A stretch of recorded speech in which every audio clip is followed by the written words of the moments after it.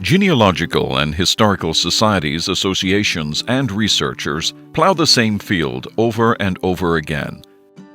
And because they are nonprofit groups that rely on donations and volunteers to support their efforts, they often find themselves without the resources to continue operations. Martha is president of her local genealogical and historical society. She lives in a small town, and the society is supported by donations from local businesses and volunteers from the local community. The society meets in the City Hall auditorium once a month and is provided an office in a house on the town square, owned by a local businessman. The house has a sign in front for the Genealogical and Historical Society. Travelers often stop to see what souvenirs might be for sale, and folks searching their routes stop by, send letters, or call to see what documentation the society might have that would help them in their research.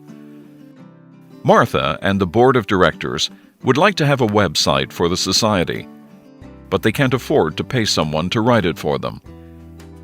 They would also like to schedule events, manage the events, sell tickets to the events, create work projects such as inventorying the local cemeteries so they can provide genealogical information to individual researchers and to record the local history of the town.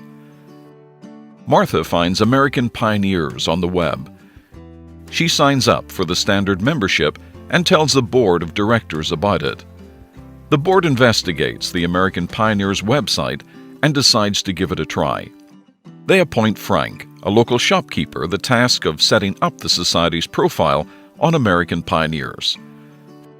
Frank completes the society's profile online. As he completes the society's profile, Jane is notified that a society which has some information about her great-great-grandfather has just joined American Pioneers. Frank sets up memorabilia for sale in the society's online store at American Pioneers, along with a few books written by local historians. One of the books has a record of the marking of a grave of a Revolutionary War soldier that turns out to be Jane's great-great-grandfather. John and Don find out about this when Jane posts this information on her blog. Jane, John, and Don join the society, paying dues and making a donation, and at the same time they purchase digital copies of a newspaper article concerning the Daughters of the American Revolution, marking the grave of their Revolutionary War soldier, which leads them to the DAR and the files that proved the soldier's participation and another cousin who filed the DAR application. They tell their cousins about this, and many of them join the society and American Pioneers, which earns direct donations and referral fees. Even though Jane, John, and Don live in different states, and the society is located in even another state, they begin to involve themselves in the society's activities. Frank takes photos of the Revolutionary War soldier's grave and uploads the photo to the society's profile page gallery and puts the digital images up for sale for $1.50. Jane, John, and Don immediately purchase the image, and the society is paid $4.50. Frank then collects email addresses from local businessmen, individual researchers in the community, local churches, and others. Using the American Pioneers invitation system, he sends an invitation from the Society's profile page on American Pioneers.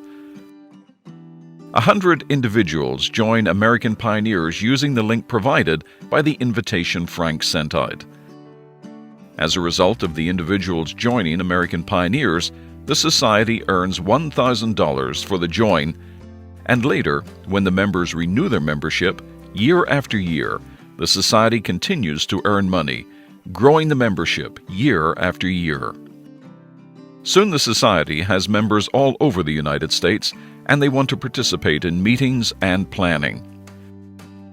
Frank sets up work groups and video conferencing on American Pioneers, which is free to members, so that those unable to attend the meetings can see and hear the meetings and even vote on plans and minutes of the meetings using American Pioneers' video conferencing feature. Frank sets up a blog for each of the projects and for news. The local newspaper wants to post articles. Therefore, the newspaper joins using the link sent out with the invitation. Later, the radio station joins. Then more local businesses all join American Pioneers, and the Society earns even more money for the join and future renewals. The Society's members can invite even more new members to help the Society raise needed funds. In addition to membership earning money, the Society is able to organize, plan, and manage events, and at the same time sell tickets to those events online to members of American Pioneers and non-members alike. A great way to gain support for a nonprofit genealogical and historical society.